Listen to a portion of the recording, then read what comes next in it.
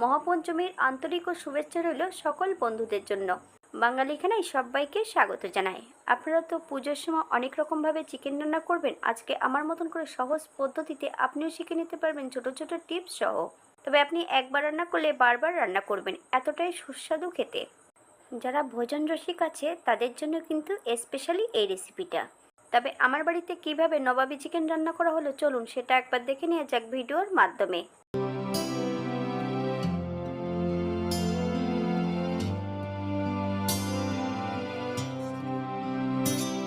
Chicken রান্না করার জন্য প্রথমে বেশ কিছুটা গোটা মশলা শুকনো খোলায় ভেজে নিতে হবে। ছোট চামচের 1 চামচ জিরে, 1 চামচ ধনে, দারচিনি, এলাচ, লং আপনারা পরিমাণ মতন অ্যাড করবেন। সাজিরে 1 চামচ, আমি কিন্তু এখানে ছোট চামচ ব্যবহার করছি।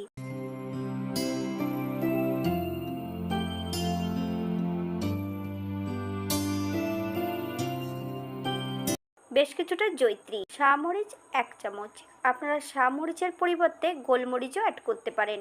একটা গোটা জায়ফলের 4 ভাগের 1 ভাগ শুকনো খোলায় বেশ ভালো করে টেলে নিতে হবে।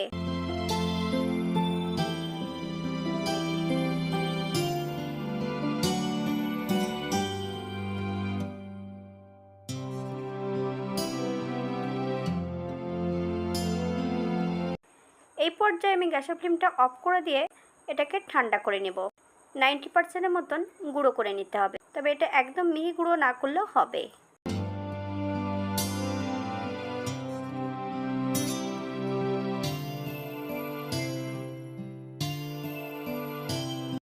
একটা কড়াইতে বেশ কিছুটা সর্ষের তেল গরম করে নেব।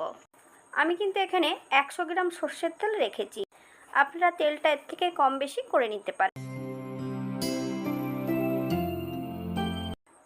তবে এই মাংসটা কিন্তু সাদা তেলেও রান্নাটা করে নেওয়া যাবে। তেলটা গরম হতে থাক, অপর দিক থেকে মাংসটাকে আমি ম্যারিনেট করে নেব।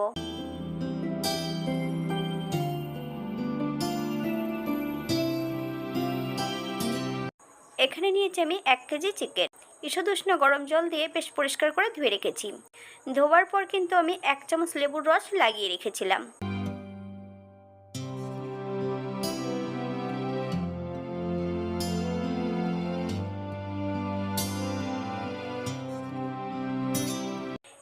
যে পাত্রে রান্না করব সেই পাত্রে কিন্তু আমি মাংসটা অ্যাড করব।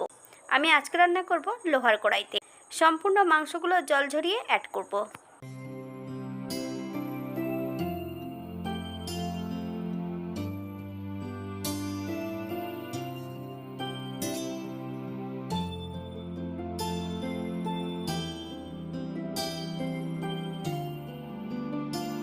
মিডিয়াম সাইজের 2টো আলু আমি এই পর্যায়ে অ্যাড করেছি, আপনারা যদি পছন্দ করেন তাহলে পরিমাণে বাড়িয়ে দিতে পারেন। এই পর্যায়ে অ্যাড করব নুন, আপনার স্বাদ অনুসারে নুনটা অ্যাড করবেন।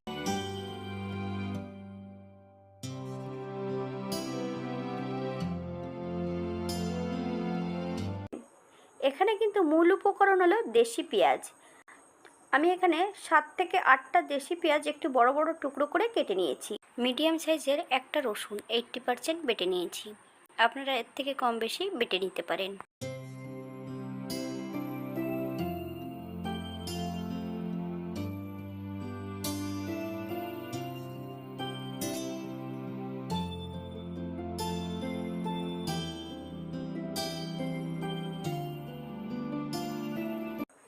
তেলটা গরম হয়ে গেছে, গ্যাসের ফ্লেমটা কিন্তু অফ করে দিয়েছি।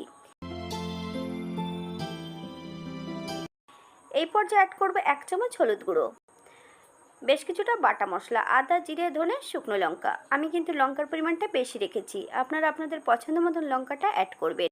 জল ঝরানো 25 গ্রাম টক দই, 1 চামচ চিনি, বেশ ভালো করে মাখিয়ে নিতে হবে মাংসর গায়ে।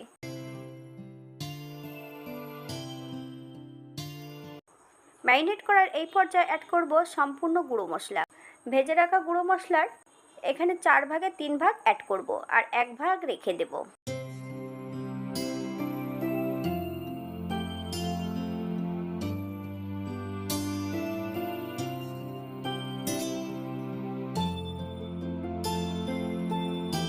গরম তেলটা সম্পূর্ণ আমি মশলার উপরে অ্যাড করব, সঙ্গে সঙ্গে কিছু দিয়ে ঢাকা দিয়ে দিতে হবে, তাহলে যে গন্ধটা আছে সেটা কিন্তু মাংসতে টেনে নেবে।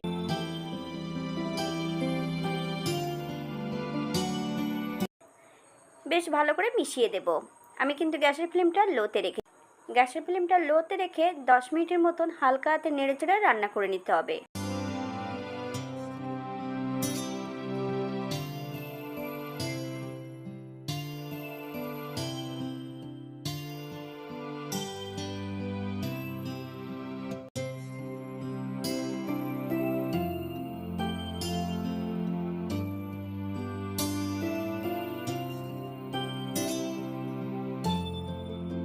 10 মিনিট পর এই পর্যায়ে আমি ঢাকা দিয়ে দেব।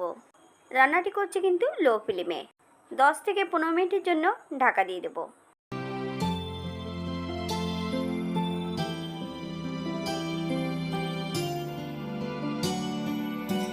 মাংস থেকে কিন্তু নিজস্ব জলটা ছাড়তে শুরু করেছে। এই মাংস রান্নায় কিন্তু কোনো জল অ্যাড করব না। এবার মিডিয়াম আঁচে বেশ কিছু সময় মাংসটাকে ভালো করে কষিয়ে নেব।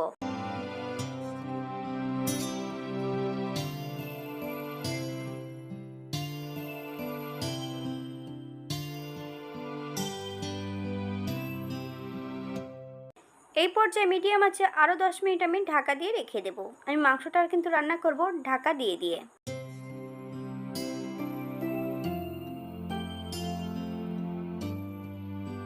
মিডিয়াম আঁচে 4 থেকে 5 মিনিটের মতন আবারও আমি বেশ ভালো করে কষিয়ে নেব। এই পর্যায়ে অ্যাড করব বেশ কিছুটা কাঁচা লঙ্কা। আপনারা যদি পছন্দ করেন তাহলে পরিমাণে বাড়িয়ে দিতে পারেন। বেশ কিছুটা কাজু বাদাম বাটা,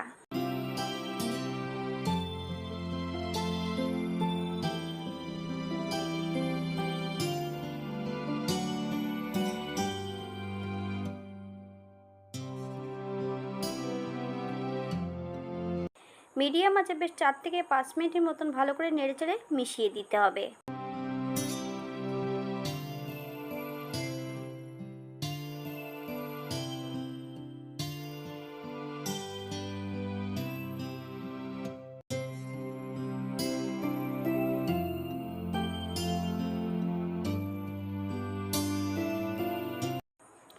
এই পর্যায়ে খুবই কিন্তু ছিটকাচ্ছে। আমি এটা ঢাকা দিয়ে ঢেকে দেব মিডিয়াম আঁচে আরও 5 থেকে 7 মিনিটের জন্য।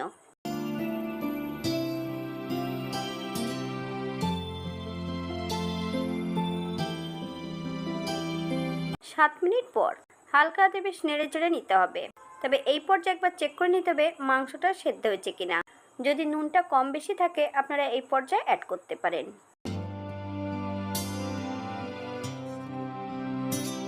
আরও 4 থেকে 5 মিনিটের মতন একদম লো ফ্লেমে আমি রান্না করে নেব। এই পর্যায়ে অ্যাড করব যে মশলাটা আমি রেখে দিয়েছিলাম, সেই 1/4 মশলা এই পর্যায়ে অ্যাড করব। হালকা হাতে বেশ নেড়ে চেড়ে ভালো করে মিশিয়ে দিতে হবে।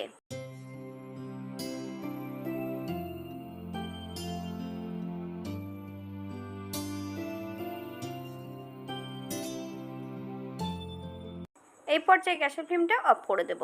5 মিনিটের জন্য স্ট্যান্ডিং টাইম দিতে হবে, তারপর সার্ভ করব।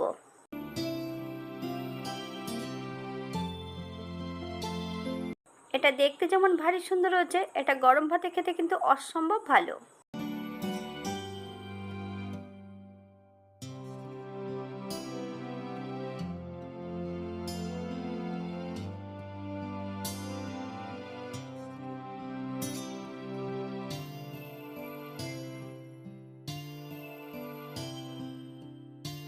পুজোর সময় যারা রসিয়ে কষিয়ে খেতে পছন্দ করে তাদের জন্য কিন্তু এই রেসিপিটা লুচি, পরোটা, ফ্রাইড রাইস সব কিছুর সঙ্গে অসম্ভব ভালো লাগবে।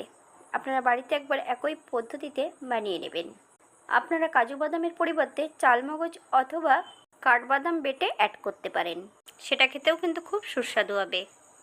আজকের ভিডিওটি এই পর্যন্ত। সবাই সুস্থ থাকবেন, ভালো থাকবেন। অন্যদিন নতুন রেসিপি নিয়ে আপনাদের সামনে আবার আমি হাজির হব। নতুন ও পুরনো সকল বন্ধুদের অসংখ্য ধন্যবাদ ভিডিওটি দেখার জন্য। হাতে যদি সময় থাকে তাহলে একটা লাইক, কমেন্ট, শেয়ার করবেন।